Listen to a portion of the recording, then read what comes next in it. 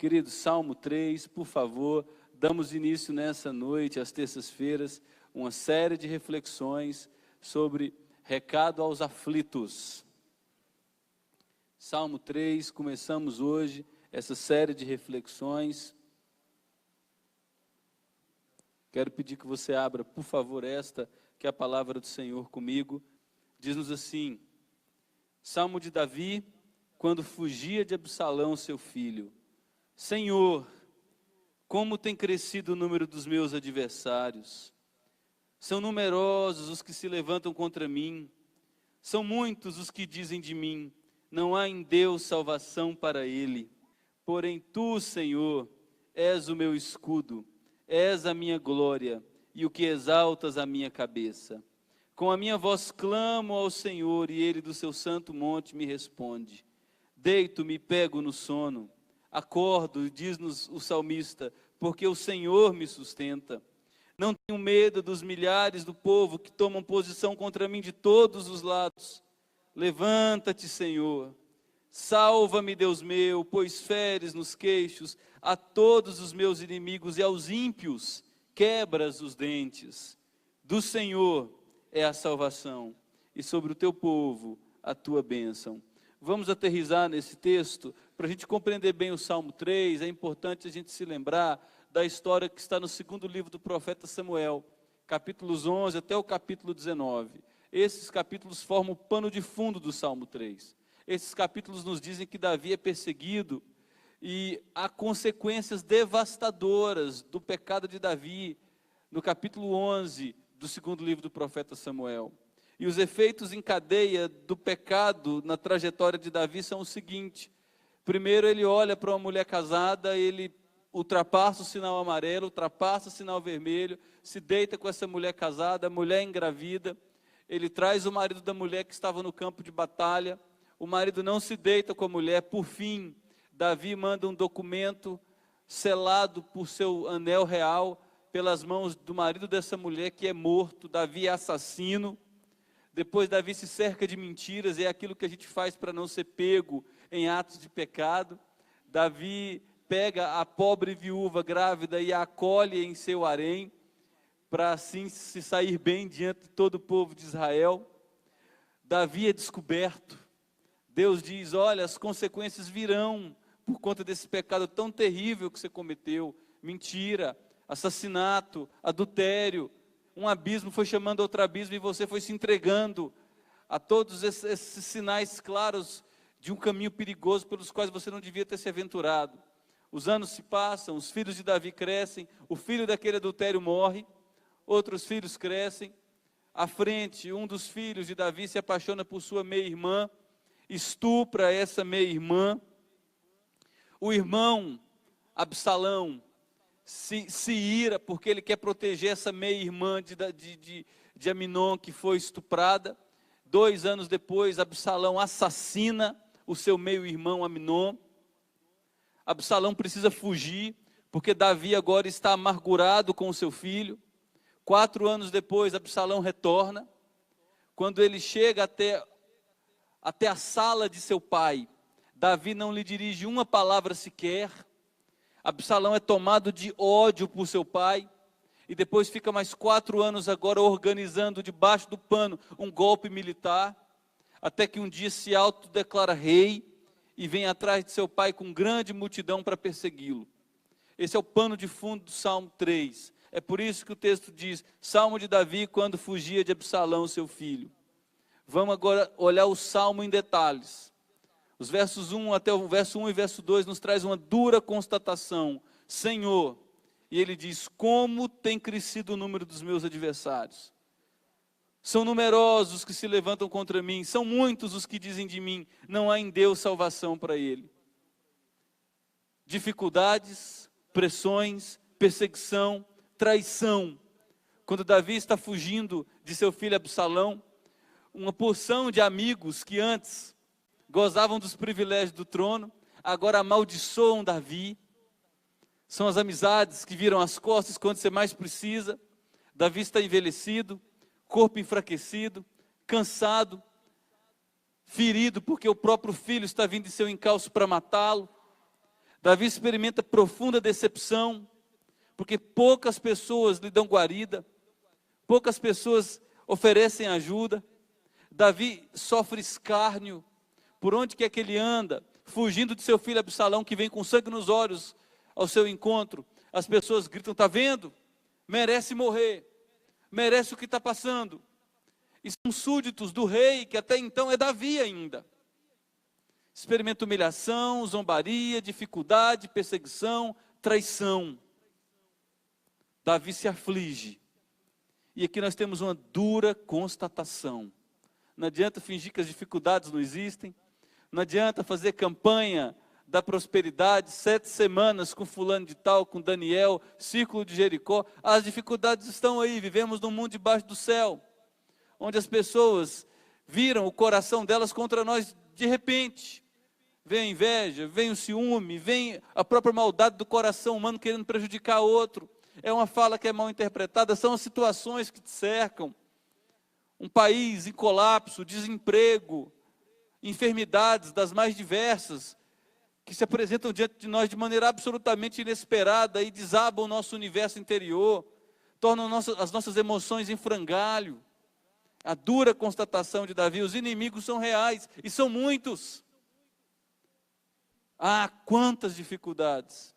Depois nós temos os versos 3 e 4, que nos descreve a entrega de Davi.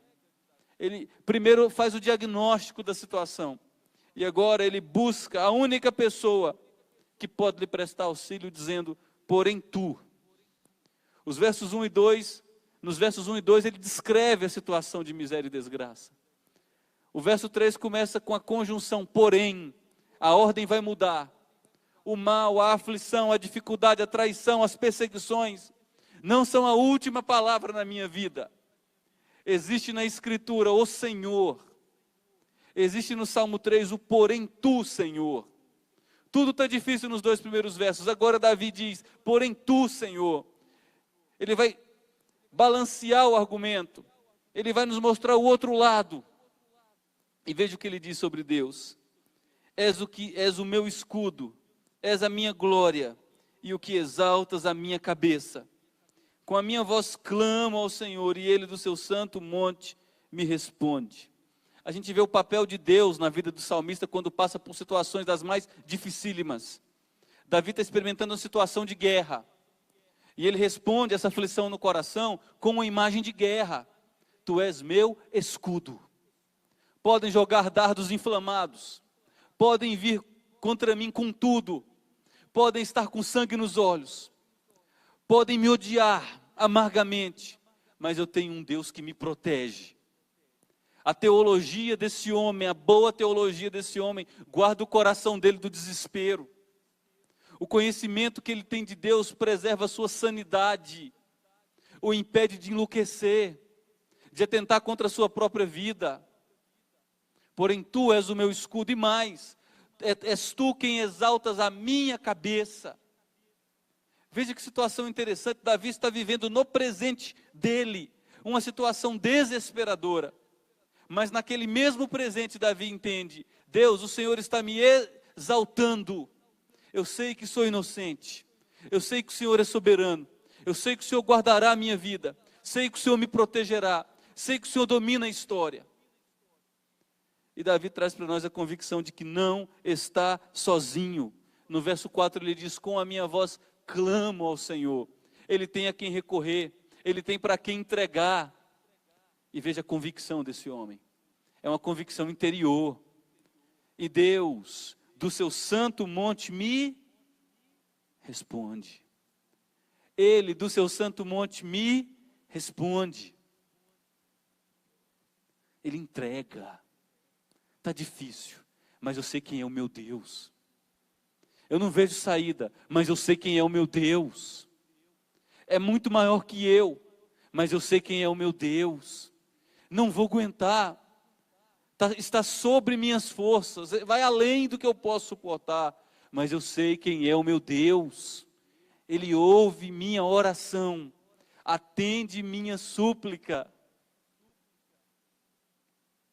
E aí nos versos 5 e 6, nós temos os resultados na vida de Davi, quando ele entrega essa causa dificílima às mãos de Deus. O verso 5 nos diz: deito-me e pego. Você consegue explicar um negócio desse aqui? Uma multidão com sangue nos olhos, com ódio infernal contra você. E Davi diz: deito-me e pego no sono. Por que ele faz isso, gente? Porque ele foi visitado pela paz do alto, que excede todo entendimento. É o que Paulo diz em Filipenses capítulo 4, não andeis ansiosos de coisa alguma. De coisa alguma. Sejam conhecidas diante de Deus os pedidos de vocês, com oração, com súplica e com ações de graças. Vocês podem agradecer, porque Deus ouve as orações de vocês e intervém na vida de vocês, guarda vocês. Em Filipenses capítulo 4, Paulo no verso seguinte diz, como consequência de nós entregarmos tudo a Ele, confiando nele, as consequências são: e a paz de Deus, que excede todo o entendimento, guardará o seu coração e a sua mente em Cristo Jesus. Alguém aqui já experimentou a paz de Deus que excede todo o entendimento? No meio do vendaval, no olho do furacão, o tornado te pegou e está te jogando para tudo quanto é lado e você não tem controle, não tem domínio da situação. O que se apresenta diante de você são trevas, é desespero, é a pior perspectiva. Mas você foi e entregou, você foi e se lançou, você foi e disse: Deus, está em tuas mãos, o Senhor governa.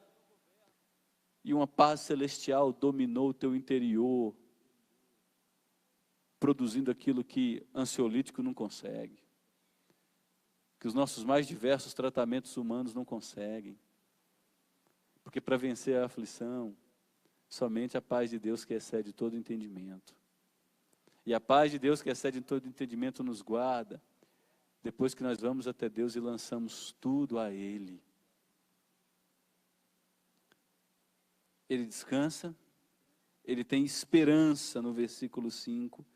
Eu acordo porque o Senhor me sustenta. Esse homem não atenta contra a sua vida. Ele vive um dia de cada vez. Eu acordo, eu vou lutar, estou pronto para a batalha. Não sei o que me reserva o futuro, mas estou pronto para enfrentar o combate. Ele é renovado, tem intrepidez para continuar.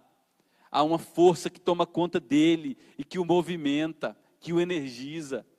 E essa força vem do Senhor. Hoje eu recebi um videozinho bacana do Anderson, ele mostrando uma reportagem feita pela Globo de um jogador de futebol destruído pela depressão. Jogou no São Paulo, jogou no Santos, jogou na Itália. E aí foi destruído pela depressão, está 3 anos longe do futebol, não conseguia mais render. E ele falando hoje: olha, eu me submeti a todos os tratamentos necessários. Eu só dei a volta por cima quando eu deixei de lutar e entreguei tudo nas mãos de Deus. Eu só dei a volta por cima quando eu recebi apoio da minha família, mas acima de tudo, quando eu entreguei tudo, e disse: Deus, me ajuda. Os ansiolíticos, os medicamentos prescritos, me ajudavam, me deixavam mais calmo, mas não traziam de volta a produtividade, não traziam de volta a alegria. Mas quando eu entreguei e me agarrei à graça, Deus foi gradativamente tratando da minha vida. Os resultados disso, no verso 7, é que esse homem abre mão do fardo. E talvez você esteja carregando um fardo muito grande, que está acentuando ainda mais essa aflição, a preocupação, te levando a pensamentos de autodestruição que são miseráveis e que não faziam parte de sua agenda. Esse homem diz no verso 7, levanta-te, Senhor, salva-me, Deus meu, pois feres nos queixos a todos os meus inimigos e aos ímpios quebras os dentes. Sabe o que o versículo 7 quer dizer? Deus, eu entrego em suas mãos a minha causa. Eu não serei o vingador de meu filho. Não está sobre mim o atributo de vingança. Deus, o Senhor é o único juiz capaz de enxergar essa situação e executar a justiça verdadeira. Deus, está em ti. Eu entrego ao Senhor. Eu não vou carregar cadáver de ninguém nas minhas costas, amargura, ódio, vingança, desejo de retaliação. Deus, está entregue. É por isso que lá na frente, quando se travou uma séria batalha, Davi disse: não mata meu filho. Não mata meu filho. O menino tinha estuprado as mulheres do pai em praça pública. E Davi diz: não mata meu filho. Ele acaba morrendo na batalha, sob as mãos do general Joabe. Ele abre mão do fardo. Eu não quero me vingar. E o salmo termina com a adoração de Davi. Do Senhor é a salvação, e sobre o teu povo a tua bênção. Eu sei que, a despeito de todas as dificuldades do presente, o Deus soberano já decretou a vitória, a salvação, o cuidado e o livramento eterno sobre o seu povo. Eu sei que a bênção de Deus nunca desamparará seu povo. E aqui a gente pode caminhar para o nosso final, trazendo a conclusão dessa rápida reflexão. A primeira conclusão, meus queridos irmãos e irmãs, é que a vida é cíclica. Não se esqueça desse fato tão importante. A vida é cíclica. Momentos de aflição e dificuldade estão presentes na jornada. É mais fácil você admiti-los e encará-los de frente. Admita-os, encare-os de frente. São muitos. Está aqui. Segunda conclusão, a correta visão de Deus preserva os angustiados e oprimidos da autossabotagem. Isso é muito importante. Uma boa teologia constrói uma vida sólida. Uma má teologia que está no alicerce destrói tua vida. Gente com má teologia, quando vem as dificuldades, desmorona. Gente sem esperança, quando vem o luto, se destrói. Gente sem convicção correta de quem Deus é, à medida em que é atacada pelas intempéries do dia a dia, que são naturais para cada um de nós, em maior ou em menor grau, sem ter a verdadeira esperança, não tem estrutura para aguentar os embates da vida. A correta visão de Deus preserva a gente angustiada e oprimida da autossabotagem. E lembre-se dessa exclamação: conheça o tamanho do seu Deus. Conheça o tamanho do seu Deus. No meio das dificuldades, das lutas, lembre-se de quem é seu Deus. Você não está sozinho. Sua vida não é jogada ao acaso. Há um amontoado de causas fortuitas sem conexão. Deus governa a sua vida nos mínimos detalhes. Terceira conclusão. Entregue a Deus sua angústia e sofrimento. Entregue. Para de carregar o que não é para você estar carregando. Para de carregar o que não é para você estar carregando. Entrega. Uma paz incompreensível vai guardar o seu coração. E mais que isso, preservará a sua sanidade. Não guarde rancor de ninguém. Tenha por certo, você será o único prejudicado.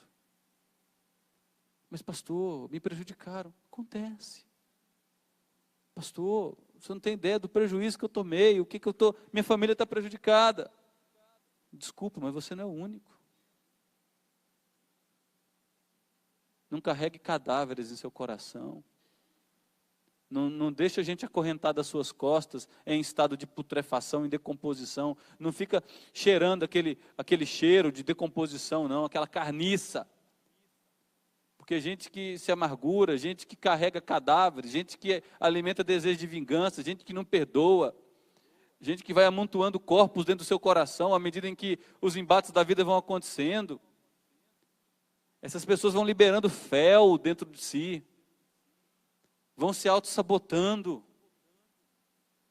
Eu volto ao ponto anterior. Entrega para Ele. Entregue a Ele. E por fim, aproveite o cuidado de Deus. Aproveite. Sua vida está guardada para sempre nas mãos dEle. Do Senhor é a salvação. Não é talvez. É um verbo no presente do indicativo. É a salvação. E sobre o povo dele. está a bênção. Aproveite a vida com Deus. Você tem um Deus para onde ir. Você tem um companheiro de jornada que governa a história. Não há lutas que Ele não tenha poder para intervir e vencer. Você é chamado para experimentar delícias na presença dEle. E no meio da tempestade, você é convidado para dormir ao lado de Jesus no barco. E não para ficar como os discípulos. Acorda, acorda, o Senhor não está vendo que a gente está aqui quase morrendo. Vocês não sabem quem está no barco com vocês? Homens de pequena fé. Cala-te.